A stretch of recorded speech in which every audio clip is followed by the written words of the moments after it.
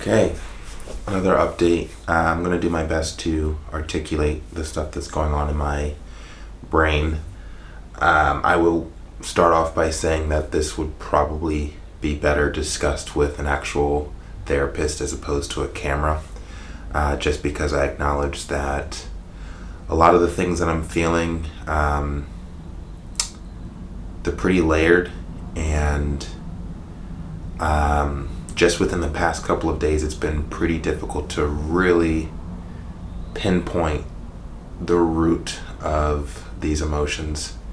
But I am a pretty self-aware person, and I do make content, not yet for a living, but I do make content consistently, so I'm going to do my best to articulate what's going on. I just got back from the East Coast, where I visited my mother and father separately, as they are divorced.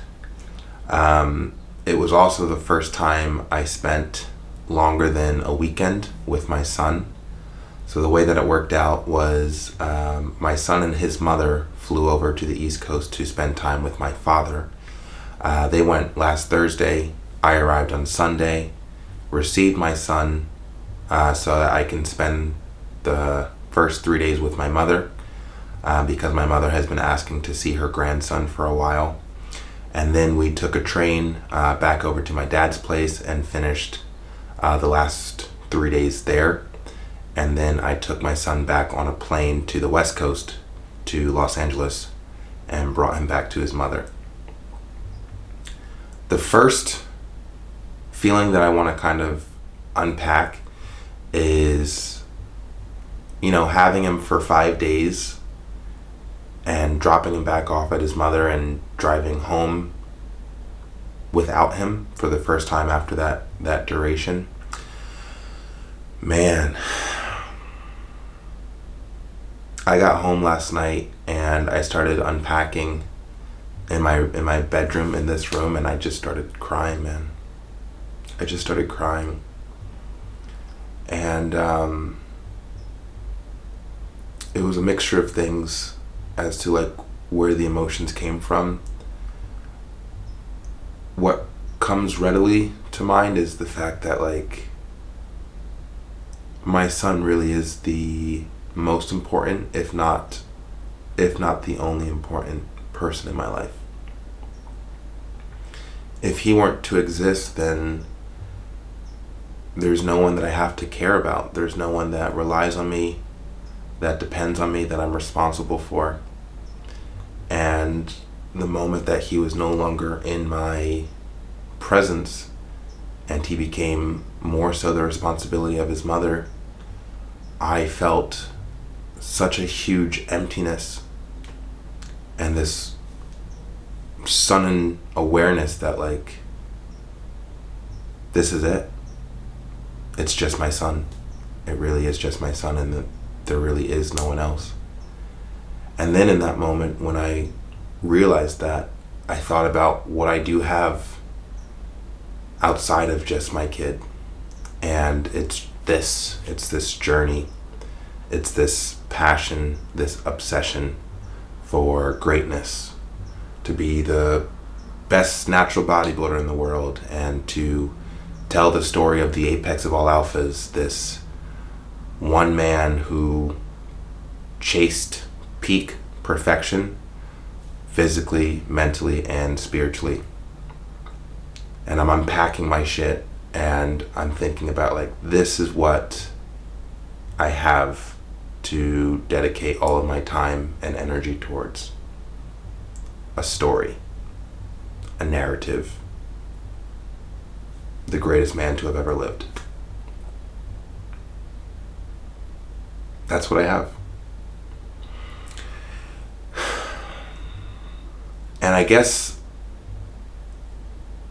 what I am coming to terms with is, and my mother actually kind of gave me the idea, because the first night that I arrived at her home on Sunday of last week, or actually this week, she's talking about,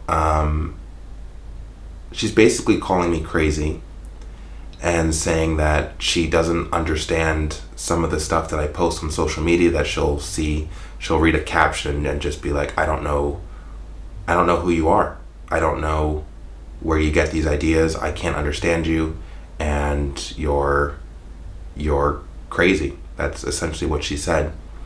And I endeavored to suggest that instead of looking at me as crazy, just consider me as a fiction writer or even a science fiction writer. And everything that I write is in the narrative of a science fiction story. And to which my mother said that she never was able to follow science fiction either. So it lines up with why she thinks I'm crazy, because she thinks science fiction stories are crazy. But when I made the suggestion, it helped me understand my personal investment as well. Because the thing that I struggle with on a consistent basis is actually identifying the stakes of this story. Because to me, at the end of the day, this is like just something I'm doing to pass the time. It doesn't feel real to me. None of this feels real to me. Life doesn't even feel real to me. And then in that moment when I drop off my son and I'm alone for the first time in 5 days, and it's just me and there's no one else to care for, provide for, or even think about. That's when I realize that the only other thing that I have to focus on is something that's not real, is a made up story of greatness, not even in the realm of actual reality, because I don't even consider the value of true reality. What is reality if not whatever we conjure up in our own minds? So yeah, I mean, I liken it to, honestly, just a writer. Just a writer, and he's got nothing else going on other than his works of fiction. And you can point at any great author. The person that comes to mind right now is Ayn Rand. She's just a person that's coming to mind right now. She wrote The Fountainhead and Atlas Shrugged, Fountainhead is one of my favorite novels. And I'm just picturing it like, if that's the only thing I've got going on is writing that novel, how would I feel?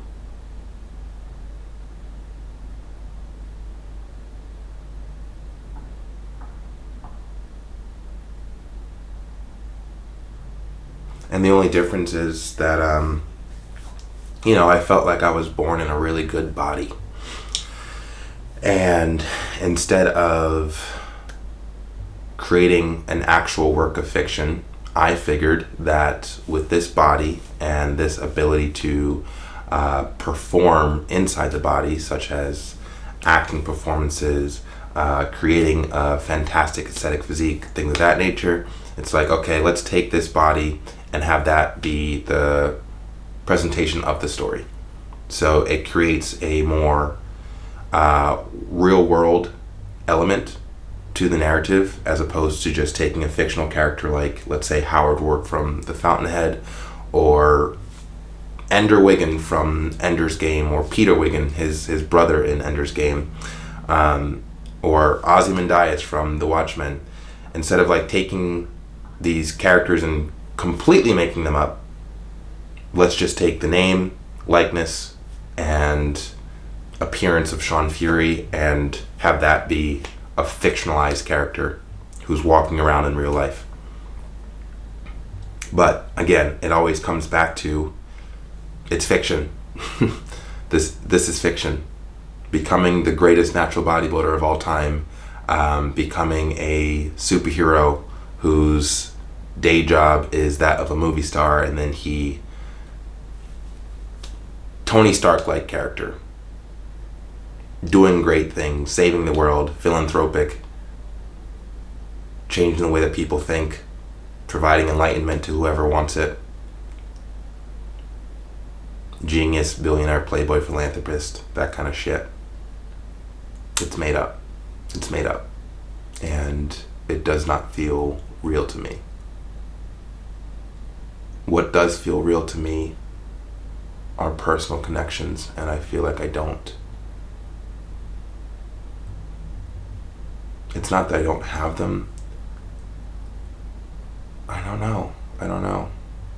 I don't feel strongly connected to anyone besides my kid. I did just break up with my girlfriend less than 3 months ago. And it could be the case that I'm still dealing with that. I was dating her for 4 years. So it might just be as simple as like, hey, I'm going through a breakup. And, it takes some people, I think it was her, I think she said it, that like, if she was in a relationship for 4 years, it takes her 2 years to recover from that relationship. And I don't know if that's just specific to her. Could be. Maybe it's applied to me. Maybe I need 2 years to recover from the 4-year relationship that I just got out of. But right now, I feel like the only thing that's real is human connection. And I don't feel an abundance of that. And to go further, I feel very mistrustful of people because I don't like really the negative qualities that humans possess, the majority of humans possess, their ability to project their insecurities and anxieties onto other people. I don't really think that the general population treat others the way that I would like to be treated. I like to operate off of the golden rule. Treat others how you would like to be treated, like I just said, and I don't see that happening often at all. In fact, sometimes it feels like I'm the only person who operates off of that rule. And that kind of turns me off to even wanting to forge a connection with someone else. You start developing, I don't know.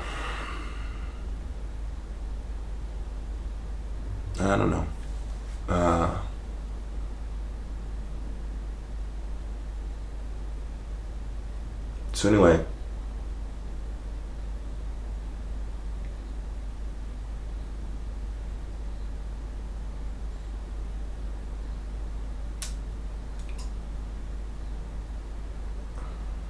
I feel a little bit let down. And I'm not blaming anyone.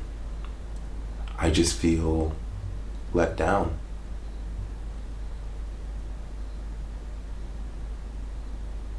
And I guess the only thing to do is just forge on. It's just a bit uncomfortable when I realize that the thing I'm forging on is fake. Not fake in the sense that this whole story isn't really special to me. It's fake in the sense that I just want what everyone else wants, maybe happiness, connection. And I just can't lie about that anymore. Yeah, I can't lie about that anymore. I want what everyone else wants. It's just like normalcy. I just want to love, be loved. And in the absence of that, I am telling a story all about greatness.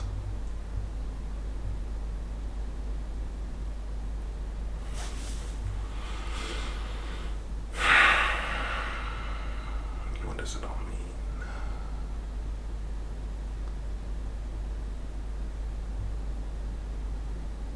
something to do to pass the time.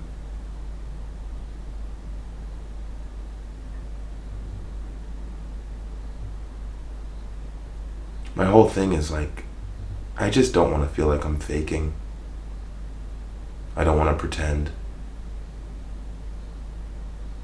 The one thing that I've spent the most time being enthusiastic about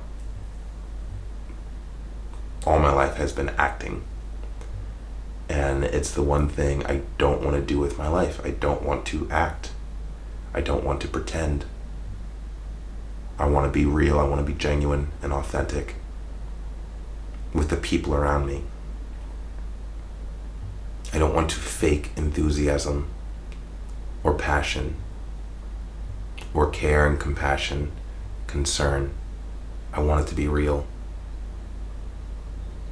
And right now I just don't feel it.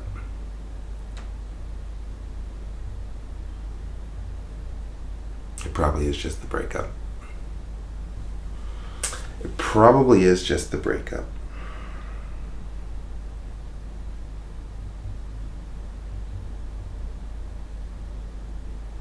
I ask myself,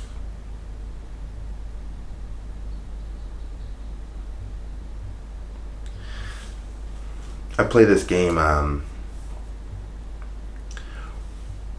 what's more important to you?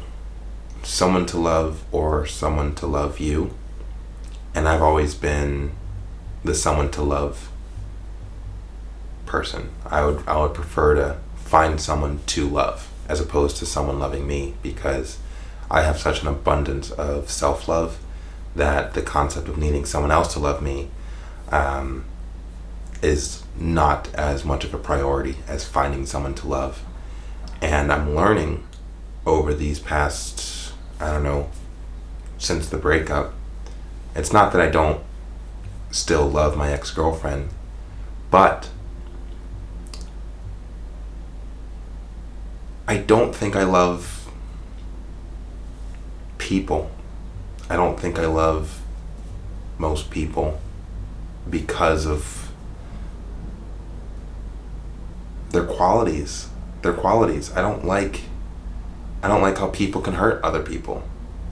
And I'm not saying that I'm perfect. But it is such a priority to me to not bring my shit, not bring my issues and place them at the feet of someone else's.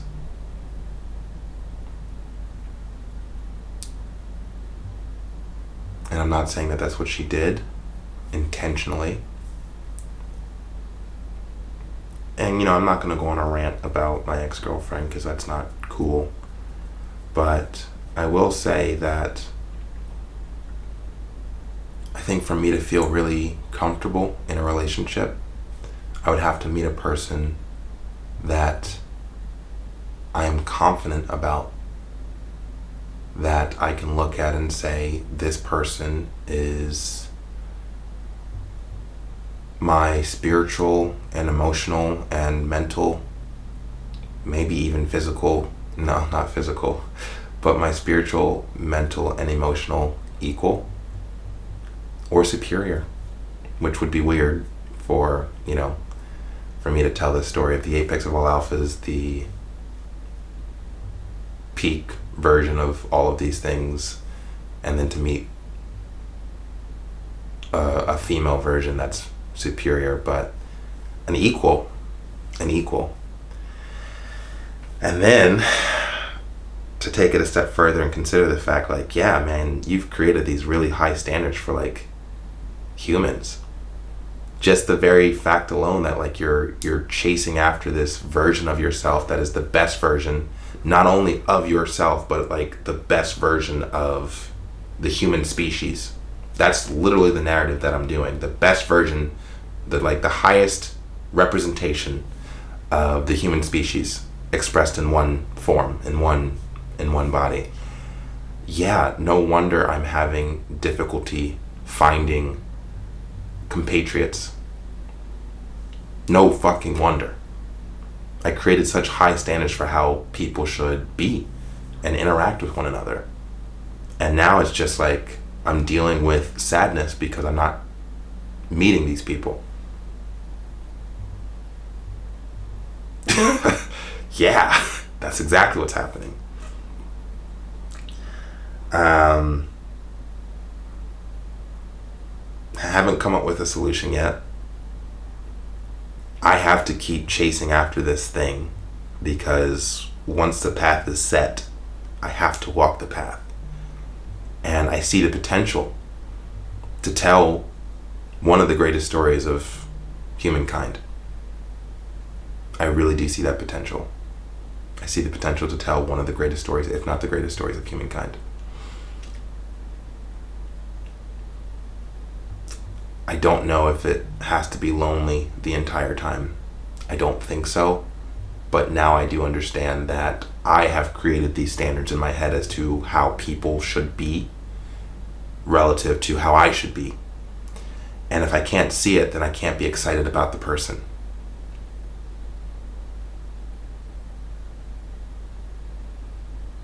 So maybe that needs to change. Maybe I can keep my standards for myself high and not have such high standards for everyone else. Something to consider. I just want people to behave. Be kind, be nice, be self-assessing. Understand that my problems are not your problems and vice versa. Just comes back down to emotional intelligence and prioritizing it. The 4 quadrants of emotional intelligence are self-awareness, self-mastery, social skills, and social awareness. And if a person were to take the time to develop those skills, I don't know, I think social interactions would probably be a lot more chill. I digress.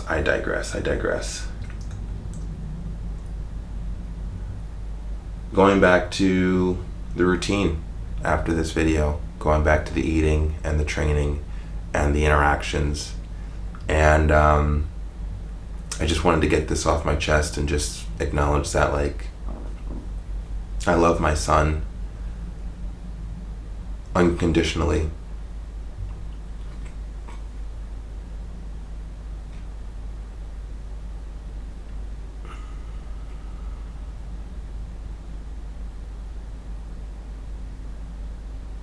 And then everything else is just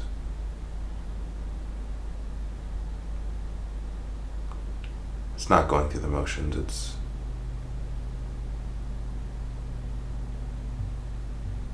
It's just not comparable. It really just isn't comparable. Figuring out a way to make this feel real. To actually care as opposed to just saying that I care. It can't just exist in a story. I have to feel it. I've got to feel it.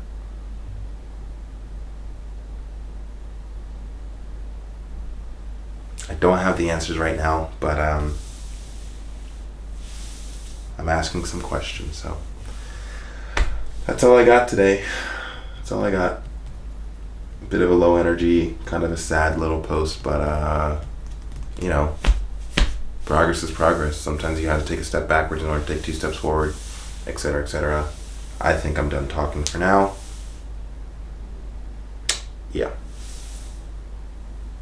Only gets better from here.